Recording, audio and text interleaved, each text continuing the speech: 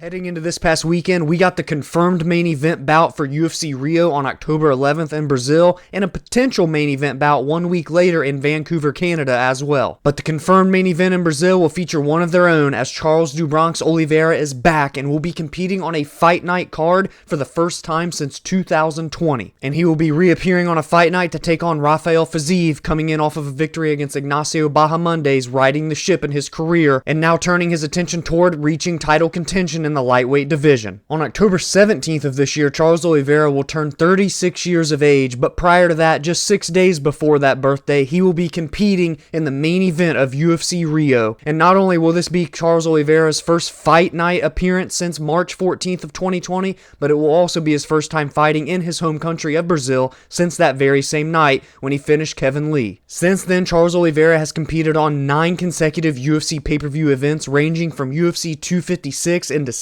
of 2020 all the way up until UFC 317 just a few months ago in June, where he fought Ilia Topuria for the lightweight title. And out of those 9 pay-per-view events, he has headlined 5 of them. And while it's not a pay-per-view, he will keep that headlining moniker one more time in this main event slot in Brazil. And over the course of those last 9 fights, dating back to his most recent fight night appearance, Charles has gone 6-3, became the UFC lightweight champion, and even defended that championship title. He would become the champion by defeating Michael Chandler at UFC 262 in May of 2021 in a vacant championship bout, defended against Dustin Poirier, technically lose it and then not regain it, but still be at the top of the division when he beat Justin Gaethje at UFC 274. But then in October of 2022 at UFC 280, Islam Makhachev would become the new lightweight champion of the world and remain the champion in the lightweight division up until June 28th of this year, when Ilia Topuria and Charles Oliveira would fight for the vacated championship that Islam Makhachev gave up in order to pursue his dreams of becoming a 2-weight world champion and move up to 170 pounds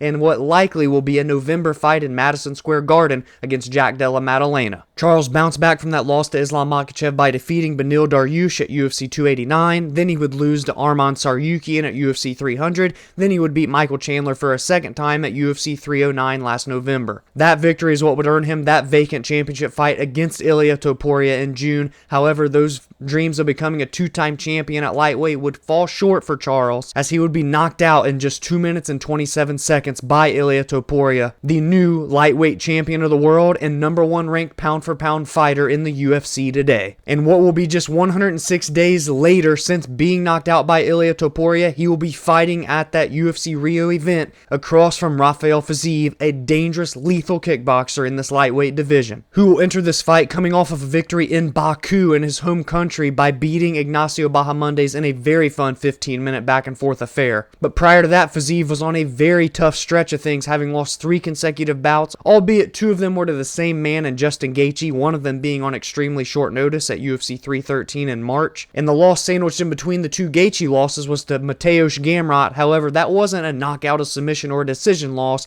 Instead, it was a knee injury suffered by Fiziev that would end the fight early in the second round. But prior to that 3-fight skid between March of 2023 and March of 2025, Fiziev had won 6 consecutive bouts, and now he's back in the win column again following his victory in June, just 1 week before his opponent for this Rio de Janeiro main event, Charles Oliveira, fought for the title. And let us not forget that after that loss to Justin Gaethje in March, Fiziev had all of his sights set on going down to featherweight at 145 pounds and seeing how his career would fare down there. But now this will be his 2nd consecutive fight in the lightweight division since those comments. One of them was a victory, and if he beats Charles Oliveira, it will be the biggest of his career and launch him directly into the lightweight top 5. And our second fight announcement is 1 week later after that UFC Rio de Janeiro Brazil card on October 11th. The UFC will be traveling to Vancouver, British Columbia, Canada on October 18th, where we will see Marlon Vera, the former title challenger, back in action to take on Canada's own Aiemann Zahabi. And whether this is a main event or not, this is still a great fight because it is the #7 ranked bantamweight Vera versus the #10 ranked surging Zahabi in a fight that holds a lot of stakes in arguably the most stacked division in the UFC, 135-pound bantamweight division. And I would say it's just a little bit more special than usual because just 2 weeks prior to this is when the championship in this division will be getting defended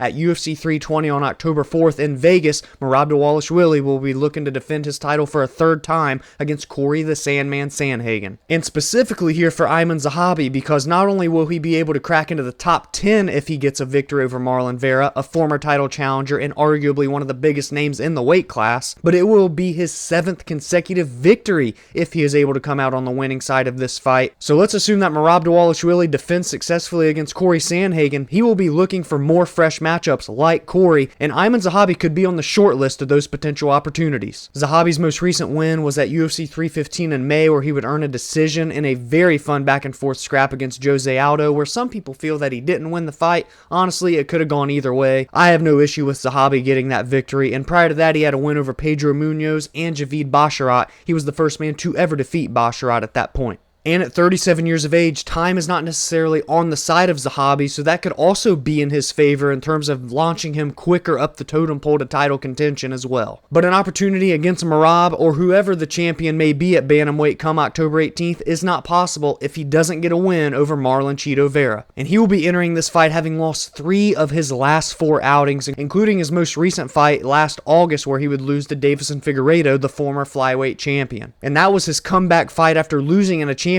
outing in his rematch against Sean O'Malley, where he lost last March at UFC 299. So the last victory for Marlon was in August of 2023 at UFC 292, where he beat Pedro Munoz. So now for the first time in over 2 years, Marlon will be trying to get back into the win column, and it will not be an easy task as Zahabi is one of the hottest fighters going in the bantamweight division right now outside of the champion Merab. So I want to get your thoughts on these 2 fight announcements down in the comments below, alongside your early predictions as well for these back-to-back fights on October 11th in Brazil and October 18th in Canada. If you enjoyed my thoughts on these fight announcements, please be sure to drop a like and subscribe to the channel if you are new, as we are on the road to reaching 1,000 subscribers before the end of 2025. Any and all support would be greatly appreciated, because alongside with these thoughts and opinions on fight announcements, I also break down and preview the biggest and best fights and storylines heading into each card, and I recap the most meaningful results in the aftermath as well. You can also join the community on social media at Verbal Spar MMA on X, Instagram, and TikTok, as well as like the Facebook page Verbal Sparring MMA, and you can follow on your favorite audio listening platforms such as Spotify and Apple, where every Monday and Friday podcast episodes are released there. Have a great week, and I will see you all in the next video.